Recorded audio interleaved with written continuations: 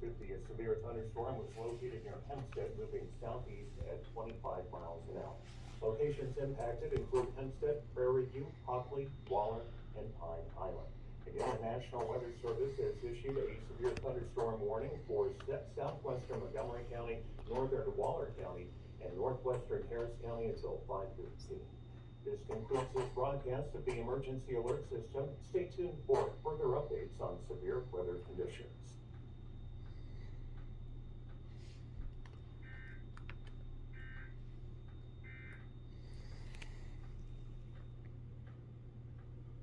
No.